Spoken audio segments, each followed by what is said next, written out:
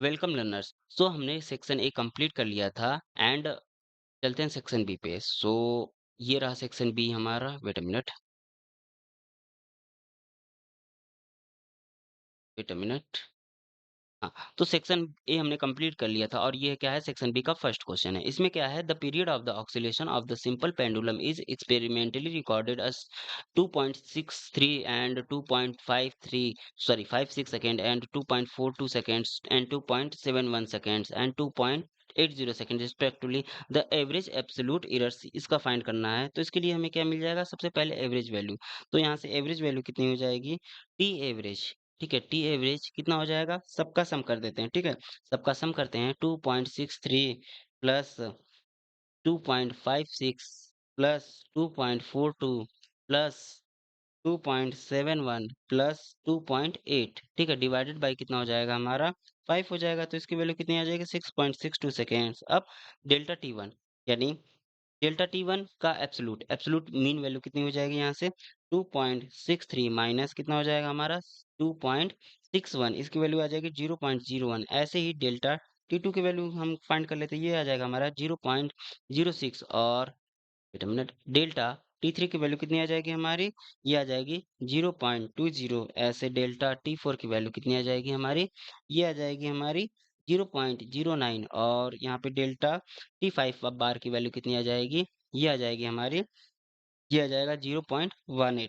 ठीक है, ये हो गया मेरा एब्सोल्यूट एरर। ठीक, ये हो गया मेरा एब्सोल्यूट एरर। अब मीन एब्सोल्यूट एरर फाइंड करना है, यानी डेल्टा टी एवरेज का पार।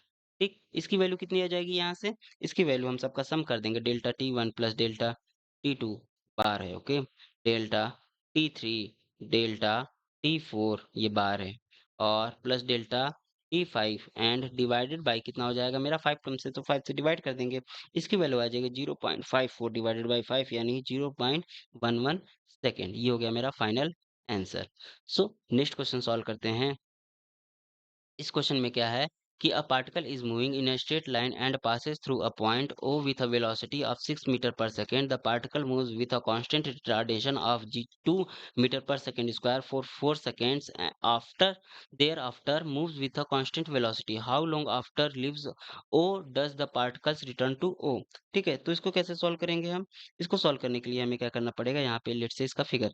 ठीक, तो यहाँ से O से चला, ठीक है, पॉइंट ए तक गया, फिर रिटार्डेशन लगा और पॉइंट बी तक आया। ये ओ था, ये ए था, और फिर इसके बाद क्या किया, लेट से ओ से ए तक टी वन सेकेंड लगा। ठीक, फिर पॉइंट बी पे आया, फिर एक कांस्टेंट स्पीड से चला। ठीक है, और वापस हमारा पॉइंट सी यानी पॉइंट ओ पे आ गया। ठीक, ये था हमारा पॉइंट बी। तो यहाँ से ये 1 सेकेंड तक चला था। ठीक है, और उसके बाद यहाँ पे क्या किया, u equal to constant speed से आने लगा, यानी 6 मीटर पर सेकेंड के स्पीड से ये आने लगा। और यहाँ पे ये एक्सेलरेटेड होकर चल रहा था 2 मीटर पर सेकेंड स्क्वायर। यानी यहाँ से ये क्या हो जाएगा हमारा, v इक्वल टू क्या होता है, u माइनस ए टी होता है। तो यहाँ पे क्या हो जाएगा, वापस रुका तो इनिशियल स्पीड जीरो हो जाएगी और फाइनल स्पीड जीरो हो जाएगी इस कंडीशन के लिए। फिर उसके बाद हमारा क्या हो जाएगा यहाँ से, 6 माइनस, और रिटार्डेशन लग रहा था ना 2 का, 2, और साथ में क्या था हमारा, इसके लिए यदि बात करें तो, ठीक है, तो इस कंडीशंस के लिए हम बात कर रहे हैं अभी। और इस पे क्या था हमारा, रिटार्डेशन एक्सेलरेशन कितना था इसका, रिटार्डेशन एक्सेलरेशन 2 था ना, -2, ओके। और लेट से इसके लिए टी1 टाइम लगा। ठीक, तो यहाँ से कितना हो जाएगा हमारा, टी1 इक्वल टू कितना हो जाएगा, 3 सेकेंड। ठीक है, टी1 की वैल्यू हमने फाइंड कर ली। यहाँ से क्या है, 6 सेकेंड है। तो a particle is moving in a straight line and passing through a point O with a velocity 6 metre per second. The particle moves with a constant retardation of 2 metre per second square for 4 second. And उसके बाद ये हमारा T one आ गया 3 second. ठीक है, हमने जी यहाँ से टी वन की वैल्यू फाइंड कर ली, ओके। फिर उसके बाद हम क्या करेंगे यहाँ पे, एस ओ ए के लिए। ठीक है, एस ओ ए, ये कितना हो जाएगा मेरा, U T one minus half A T one का स्क्वायर। तो इसकी वैल्यू कितनी आ जाएगी, 6 इंटू 3 माइनस हाफ और 2, और ये कितना हो जाएगा, 3 का स्क्वायर।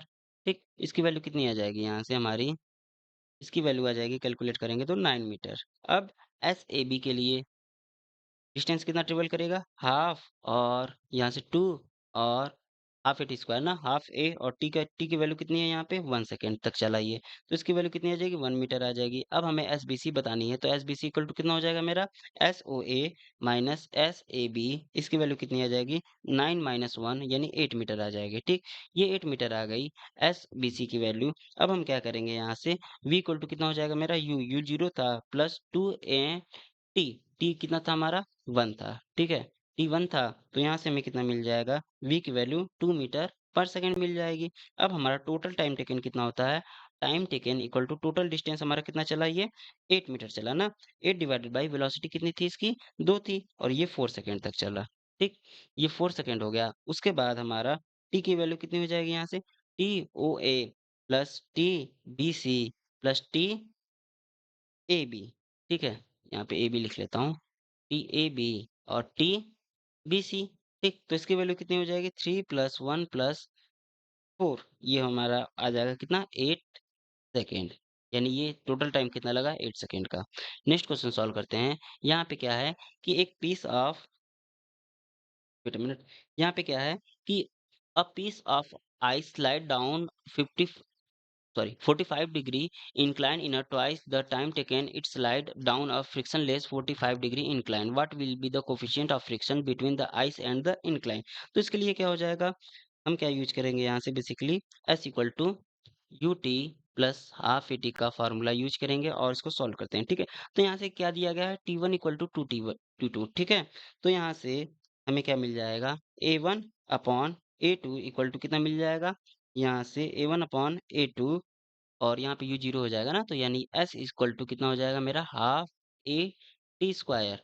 ठीक है, तो यहाँ से हमें A one upon A two कितना मिल जाएगा, यहाँ पे ये कितना है ए इज टाइम डिस्टेंस तो सेम है यानी A is proportional to 1 upon T square, ये हो गया हमारा फार्मूला इसके लिए। ठीक है, तो यहाँ से A one upon A two कितना हो जाएगा मेरा टी टू का square divided by T one का स्क्वायर। ठीक, तो यहाँ से ये कितना मिल जाएगा हमें, ये 1 है, ये इनका रेशियो कितना आ जाएगा 1 upon, wait a minute, T two T one ये हो गया मेरा टी टू का स्क्वायर और टी वन कितना है टी टी वन कितना है टी टू का स्क्वायर। ठीक है, ये यानी स्क्वायर ना, वेट अ मिनट, तो ये कितना मिल जाएगा हमें 1/4 मिल जाएगा। ठीक है, उसके बाद हम क्या करेंगे यहाँ से कि ए की वैल्यू कितनी हो जाएगी यहाँ से हमारी ए वन की वैल्यू, जब ये फ्रिक्शन लेस था तो ए की वैल्यू जी हो जाएगा और ए की वैल्यू जी साइन थीटा हमारा नीचे की ओर एक्ट कर रहा था और म्यू कॉस थीटा हमारा ऊपर की ओर एक्ट करेगा। ठीक है, और यहाँ पे जब ये फ्रिक्शन लेस था तो ए टू इक्वल टू केवल क्या हो लगेगा हमारा जी साइन थीटा लगेगा। तो ये हो गई ए वन और ए टू की वैल्यू। अब हम क्या करेंगे सिंपली इसको पुट कर देंगे, तो यहाँ से कितना हो जाएगा जी और ये sine theta minus mu cos theta और डिवाइडेड बाई जी और ये साइन थीटा। ठीक है, तो यहाँ से जी तो कैंसिल आउट हो जाएगा, इक्वल टू कितना मिलेगा हमें 1/4 मिलेगा। तो यहाँ से सॉल्व करेंगे तो म्यू इक्वल टू कितना मिल जाएगा हमें, म्यू इक्वल टू 3/4 और sine theta by cos theta मिल जाएगा। तो यहाँ से ये कितना हो जाएगा मेरा 3/4, ये हो जाएगा मेरा 10 थीटा हो जाएगा। तो यानी हमें क्या मिल जाएगा यहाँ से टेन थीटा कितना था 45 डिग्री ना, तो ये 45 डिग्री पुट कर लिया, तो म्यू इक्वल टू कितना मिल जाएगा हमें 3/4 यानी 0.75, ये हो गया हमारा final answer. So next question solve करते हैं। इस क्वेश्चन में क्या है, the potential energy of a 1 kg particle free to move along the X axis is given by इतना। So total mechanical energy of a particle is 2 joule, then the maximum speed कितना हो जाएगा इस particle के लिए, तो maximum speed के लिए हम क्या करेंगे सबसे पहले DV by D X equal to हमारा कितना होना चाहिए 0, तो यहाँ से डी और वी की वैल्यू पुट करते हैं यानी एक्स के पावर 4 और divide by 4 minus X square by 2 का differentiate with respect to time equal to कितना आना चाहिए 0 आना चाहिए, तो यहाँ से एक्स की वैल्यू कितनी आ जाएगी 0 एंड एक्स की वैल्यू हमारी कितनी आ जाएगी +-1, ये हमें दो तीन वैल्यू मिली। ठीक है, अब हमें क्या करना है V8 x इक्वल टू 0 पे फाइंड करना है, तो ये कितना आ जाएगा V8 x इक्वल टू 0 पे हमारा 0 आएगा और V8 x इक्वल टू +-1 पे कितनी आ जाएगी ये वैल्यू आ जाएगी हमारी -1/4 जूल। अच्छा, इसमें क्या है कि मिनिमम पॉसिबल पोटेंशियल एनर्जी इसमें होगा, ये मिनिमम होगा क्योंकि यहाँ पे ये माइनस में आ रहा है। ठीक है, तो यहाँ से टोटल एनर्जी कितनी होती है, total energy equal to kinetic energy plus potential energy होती है। तो यहाँ से हमें क्या मिल जाएगा, काइनेटिक एनर्जी इक्वल टू हमारा क्या हो जाएगा, total energy minus potential energy. ठीक, अब हमें काइनेटिक एनर्जी मैक्सिमम के लिए पोटेंशियल एनर्जी क्या चाहिए, मिनिमम चाहिए। तो मिनिमम पोटेंशियल एनर्जी हमारे पास है, तो यहाँ से कितना हो जाएगा, काइनेटिक एनर्जी का फॉर्मूला क्या होता है, हाफ एम वी स्क्वायर, और यहाँ पे एनर्जी कितनी दी गई है 2, और ये कितना दिया गया है मिनिमम -1/4। ठीक है, तो ये कितना हो जाएगा मेरा -1/4 हो जाएगा। तो यहाँ से हमें कितना मिल जाएगा, यहाँ से v इक्वल टू √9/2m हो जाएगा। तो यहाँ से ये मिल जाएगा 9/2, और m की वैल्यू 1 kg है, तो यहाँ से 3/√2 मीटर पर सेकेंड, ये हमारा मैक्सिमम स्पीड मिल गया। ठीक है, सो नेक्स्ट क्वेश्चन सॉल्व करते हैं। इसमें क्या है, the distance of the centre of a mass of the T shaped plate from O is कितना हो जाएगा। तो इसके लिए हमें क्या करना पड़ेगा, बेसिकली इस क्वेश्चन में सारी डिस्टेंस, ये 8 मीटर है, ये 2 मीटर, सारी डिस्टेंस दी गई है। तो ये कितना हो जाएगा हमारा, ये हो जाएगा हमारा 6 मीटर ना। वेट अ मिनट, ये गिवन है। ठीक है, तो यहाँ से आई इक्वल टू कितना होता है हमारा, M minute I equal to mr²। ठीक है, तो यहाँ से इसका लॉग ले लेंगे, लॉग आई इक्वल टू कितना हो जाएगा मेरा, लॉग एम, और वेट अ मिनट, इसमें मूवमेंट ऑफ इनर्शिया निकालने की ज़रूरत ही नहीं है। इसमें हमें बेसिकली क्या करना है कि m1 की वैल्यू कितनी हो जाती है, mn की वैल्यू l, यहाँ पे l हो जाएगी l इंटू बी, और डेंसिटी इसकी। ठीक है, मास m1 के लिए l into B into density इसकी हो जाएगी। ठीक है, तो लेंथ और ब्रीथ कितनी है इसकी, m1। ठीक है, तो यहाँ से लेट से इसको डिवाइड कर देते हैं पहले ना, ये m1 हो गया, और ये कितना हो जाएगा इस सेक्शन के लिए मेरा, ये m2 हो जाएगा। ठीक है, तो दो पार्ट में डिवाइड कर लिया। तो ये m1 की बात कर लें तो लेंथ इसकी कितनी है, यहाँ से 8 है, और ब्रीथ कितनी है 2, यानी ये 16 हो जाएगा, 16 सिग्मा। ठीक है, तो m2 की वैल्यू कितनी हो जाएगी, लेंथ इंटू ब्रीथ इसकी कितनी है, 6 इंटू 2, यानी ये हो जाएगा मेरा 12 सिग्मा। ठीक, तो यहाँ से ये मिल गया हमें। अब इसमें क्या करना है, x1 इक्वल टू कितना है यहाँ पे 1 मीटर, x2 इक्वल टू कितना है हमारा 2 + 3 यानी 5 मीटर है। ठीक, और यहाँ पे xcm की वैल्यू कितनी आ जाएगी हमारी, m1 x1 plus m2 x2 divided by m1 plus m2। अब हम इसमें वैल्यू को पुट कर देंगे, यानी ये कितना हो जाएगा मेरा, ये हो जाएगा 16 सिग्मा मल्टीप्लाई बाई कितना 1, एंड प्लस यहाँ पे 12 sigma multiply by 5 divided by कितना हो जाएगा 16 सिग्मा प्लस 12 सिग्मा। ठीक है, तो यहाँ से एक्ससीएम की वैल्यू कितनी मिल जाएगी, एक्ससीएम की वैल्यू हमें मिल जाएगी फाइनली 19/7। ये हो गया मेरा फाइनल आंसर। तो नेक्स्ट क्वेश्चन सॉल्व करते हैं। यहाँ पे क्या है, इस क्वेश्चन में the diameter of a fly wheel increase by 1%, what will be the percentage increase in the moment of inertia about the axis of symmetry. तो सबसे पहले में मोमेंट ऑफ इनर्शिया कितना होता है हमारा फ्लाईव्हील के लिए, mr²। ठीक है, तो यहाँ से क्या कर लेंगे, इसका लॉग ले लेंगे, लॉग आई इक्वल टू कितना हो जाएगा, log M plus 2 log R हो जाएगा। अब हम इसको क्या करते हैं, डिफ्रेंशिएट कर देते हैं, यानी डेल्टा यहाँ पे डिफ्रेंशिएट करेंगे तो D I divided by I equal to कितना हो जाएगा मेरा, इसको डिफरेंशिएट करेंगे मास तो हमारा 0 हो जाएगा। ठीक है, और इसके बाद 2, और ये कितना हो जाएगा D R divided by R. ठीक, तो यहाँ से 100% हम क्या कर रहे हैं, इसमें 100% परसेंटेज में है तो इसका परसेंटेज निकाल दे रहे हैं। अब हमारा द डायमीटर यानी ये रेडियस पे डिपेंड करता है। ठीक है, तो यहाँ पे कितना हो जाएगा, ये 2% दिया गया है। ठीक है, तो यहाँ से D I by I multiply by 100 equal to कितना हो जाएगा, ये 2, और ये हमें कितना दिया गया है, ये दिया गया है बेसिकली 1%। ओके, तो 1 हो जाएगा, यानी मूवमेंट ऑफ इनर्शिया में कितना हो जाएगा 2% हो जाएगा हमारा। ठीक, तो ये हो गया हमारा final answer. So next question solve करते हैं। इसमें क्या है, a research satellite of mass 200 kg circle the earth is the Earth in an orbit of average radius 3r by 2, where r is the radius of the Earth, assuming the gravitational pull on the mass of the 1 kg on the Earth surface be 10 Newton, the pull on the satellite will be कितना हो जाएगा इसके लिए। तो इसके लिए हमें basically क्या करना है कि वी नॉट की वैल्यू कितनी होती है, ऑर्बिटल वेलोसिटी की वैल्यू होती है हमारी G M under the root GM divided by R plus H होती है। तो इसको हम क्या लिख सकते हैं? GM को क्या लिख सकते हैं? GR का स्क्वायर, और यहाँ पे इसको लेट से R प्लस H को स्मॉल r लिख सकते हैं, ठीक है? तो ये हो गया, और पावर में इसके 1/2, ठीक है? तो ये मिल गया हमें। यहाँ पे क्या है? Small r equal to capital R plus H है, ठीक है? अच्छा, ये कितनी हो जाएगी हमारी? 3R, और ये कितनी है? 3R/2 है ना? तो ये 3R/2 हो जाएगी। तो यहाँ से V नॉट की वैल्यू कितनी आ जाएगी हमारी? ये हो जाएगी GR का स्क्वायर, और स्मॉल r की वैल्यू पुट कर देते हैं। ये कितनी हो जाएगी? 3/R/2, ये क्वेश्चन के अकॉर्डिंग है। और ये 1/2 थी, इसकी वैल्यू कितनी आ जाएगी ओवरऑल? ये आ जाएगी 2GR डिवाइडेड बाई 3, और पावर में कितना हो जाएगा? 1/2 हो जाएगा। तो यहाँ से ग्रेविटेशनल पुल M की वैल्यू कितनी दी गई है? 200 kg ना? तो यहाँ से ये इसको क्या करेगा? हमारा सेंट्रीपिटल फोर्स प्रोवाइड करेगा, यानी MV नॉट का square divided by R equal to कितना हो जाएगा मेरा? M/R। और ये कितना हो जाएगा इसके लिए? वेलोसिटी, ये आर का स्क्वायर कितना दिया गया है हमारा? 2GR/3। इसका स्क्वायर करेंगे तो रूट हट जाएगा। इसकी वैल्यू कितनी आ जाएगी? कैलकुलेट करेंगे तो 4/9 mg आ जाएगी। और यहाँ से 4/9 m की वैल्यू कितनी दी गई है? 200 दी गई है। g की वैल्यू 10 ले लेते हैं, तो यहाँ से इसकी वैल्यू कितनी आ जाएगी? ग्रेविटेशनल पुल की वैल्यू नियर अबाउट 889 न्यूटन आ जाएगा। ये हो गया हमारा final answer. So next question solve करते हैं। इसमें क्या है? The Poisson ratio of a material is 0.4 if the force is applied to the wire of this material there is a decrease of the cross section area by 2%। The percentage increase in the length it should be कितना होना चाहिए?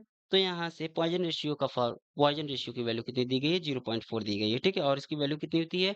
Delta D, delta D by D and divided by delta L by L होती है, ठीक? तो यहाँ से ए equal to कितना हो जाएगा मेरा? पाई आर स्क्वायर हो जाएगा, यानी पाई, इसको क्या लिख सकते हैं? d²/4 डायमीटर के टर्म में लिखे, तो यानी यहाँ से डी स्क्वायर की वैल्यू कितनी आ जाएगी हमारी? 4a/पाई आ जाएगी, ठीक है? अब इसको डिफ्रेंशिएट कर देते हैं। डिफ्रेंशिएट करेंगे तो 2d और डेल्टा डी की वैल्यू कितनी मिल जाएगी यहाँ से?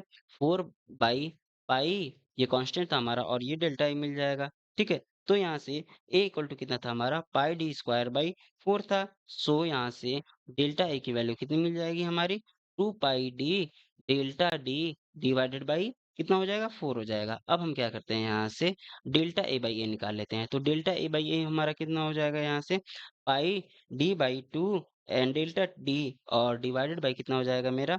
πd²/4। इसकी वैल्यू कितनी आ जाएगी? 2 डेल्टा डी बाई डी आ जाएगी। अब हम क्या करते हैं? इसको इक्वेशन में पुट करते हैं। सॉरी, यहाँ पे परसेंटेज निकाला ना, तो परसेंटेज के लिए मल्टीप्लाई बाई 100 कर लेते हैं। और यहाँ से क्या हो जाएगा मेरा? यहाँ पे गिवन है, ये हमारा 2% गिवन है, ये 2% गिवन है। तो यहाँ से डेल्टा डी बाई डी की वैल्यू कितनी आ जाएगी यहाँ से?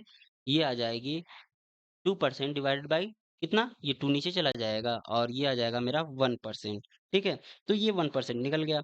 अब हम क्या करते हैं यहाँ पे कि सिग्मा इक्वल टू कितना था हमारा? Delta D by D divided by delta L by L, ठीक है? ये कितना आ जाएगा हमारा? ये सिग्मा की वैल्यू 0.4 थी, और साथ में डेल्टा डी बाई डी में हमने परसेंटेज एरर निकाला कितना? 1% का, ठीक? तो यहाँ से कितना हो जाएगा? ये डेल्टा, वेट अ मिनट, तो यहाँ से हमें कितना मिल जाएगा? हमें चाहिए डेल्टा एल बाई एल चाहिए ना, तो delta L by L, delta, wait a minute, delta L by L कितना हो जाएगा यहाँ से हमारा? 1/0.4, और डेल्टा डी बाई डी हो जाएगा, ठीक? अब हम इसमें परसेंटेज इधर चाहिए, तो हम मल्टीप्लाई बाई 100 इधर भी कर लेते हैं और इधर भी कर लेते हैं। तो यहाँ से delta L by L multiply by 100, ये वैल्यू कितनी आ जाएगी? 1/0.4, और यहाँ पे ये हमें 1% मिला था, यानी इसको कैलकुलेट करेंगे ओवरऑल, तो ये कितना आ जाएगा हमारा? ये आ जाएगा 2.5%, ठीक है? मल्टीप्लाई बाई 100 भी तो था, वेट अ मिनट, अच्छा ये हो गया ना परसेंटेज चेंज, ठीक? हम्म, ठीक है। तो ये कितना मिलेगा हमें? ओवरऑल 2.5%। नेक्स्ट क्वेश्चन सॉल्व करते हैं। इसमें क्या है? An electrically heated coil is immersed in a calorimeter containing 360 gram of water at a 10 degree Celsius. The coil consumes energy at a rate of 90 watts. The water equivalent of a collimeter and the coil is 40 gram. The temperature of the water after 10 minutes कितना हो जाएगा? तो इसके लिए Q1 की value, ठीक है, जब इसको 10 मिनट्स तक हीट किया जाता था, तो Q1 की वैल्यू कितनी हो जाएगी हमारी? P/T होती है, ठीक है? तो यहाँ से P की वैल्यू कितनी है? पावर, ये पावर हो जाएगा, और time, Q equal to power into time, ठीक? तो ये 90 जूल 90 था, और ये कितना था हमारा? 90 वाट दिया गया था यहाँ पे और साथ में टाइम कितना दिया गया था 10 मिनट ना। तो 10 मिनट को हम क्या करते हैं सेकंड में कन्वर्ट कर लेते हैं, यानी इसको हमने सेकंड में कन्वर्ट कर लिया।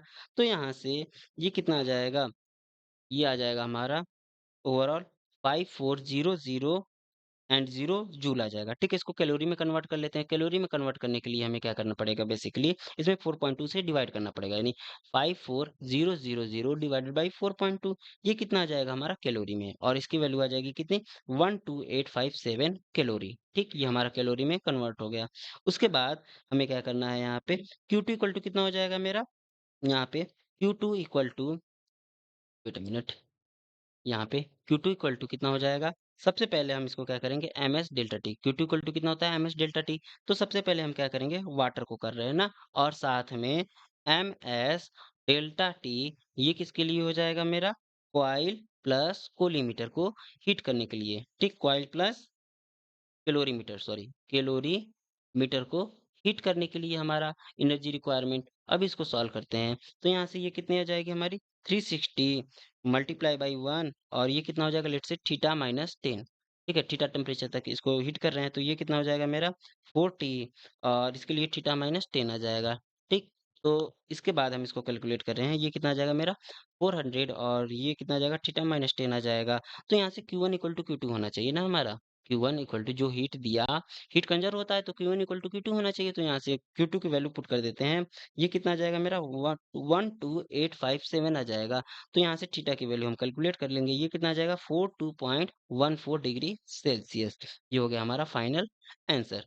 तो नेक्स्ट क्वेश्चन सॉल्व करते हैं। यहाँ पे क्या है, when a body of mass 1.0 kg is suspended from a certain light spring hanging vertically, its length increased by 5 centimeter by suspending 2 kg block to the spring, and if the block pulled through 10 centimeter and released, the maximum velocity of it is कितना हो जाएगा। तो इसको कैसे calculate करेंगे, हमारा जो formula होता है F इक्वल टू कितना होता है स्प्रिंग के लिए माइनस के एक्स होता है। ठीक, फर्स्ट केस में, वेट मिनट, फर्स्ट केस में x इक्वल टू कितना था 5 सेंटीमीटर था, यानी इसको 0.05 मीटर इसको हम लिख सकते हैं। ठीक है, तो उसके बाद क्या, तो क्या हो जाएगा F इक्वल टू इस पे हमारा mg एक नीचे की ओर करेगा, तो ये कितना हो जाएगा 10 न्यूटन। ठीक, यानी यहाँ पे ये कितना था इसका M1, M हमारा क्या था 1 केजी ना, तो ये 10 न्यूटन हो गया। ओके, तो यहाँ से ये किसके इक्वल होना चाहिए हमारा, ये इक्वल होना चाहिए 10 हमारा फोर्स के इक्वल होना चाहिए, और ये माइनस के एक्स, लेट से इसको के अज्यूम करते हैं, पॉजिटिव के लेते हैं। ठीक है, तो के और एक्स की वैल्यू कितनी थी 0.05, तो यहाँ से के की वैल्यू कितनी आ जाएगी हमारी, ये आ जाएगी 200। ठीक, तो के की वैल्यू हमें मिल गई। जब के की वैल्यू मिल गई तो सेकंड केस में पुट करते हैं, सेकंड केस। तो इसके लिए y इक्वल टू हमारा क्या होता है ए साइन ओमेगा टी होता है ना, y equal to A sine omega T. तो हमारी जो वेलोसिटी मैक्सिमम आती है वो कितनी आती है, इसके लिए ए ओमेगा आती है। तो इसके लिए ए और ओमेगा की वैल्यू क्या होती है अंडर द रूट के बाई एम होती है। ठीक, तो यहाँ से ए एम्पलीट्यूड कितना था इसका, एम्पलीट्यूड था 0.1, अब इसको 0.1 ना, तो 10 सेंटीमीटर को इसको हम 0.1 मीटर कह सकते हैं। अंडर द रूट कांस्टेंट तो हमारा कि स्प्रिंग कांस्टेंट के सेम ही रहेगा, और मास इस पे क्या कर रहे हैं पुल 2 केजी का। ठीक, तो ये हो गया, और इसकी वैल्यू कैलकुलेट करेंगे तो हमें कितना मिल जाएगा 1 मीटर पर सेकंड। तो ये हो गया हमारा फाइनल आंसर। So thanks.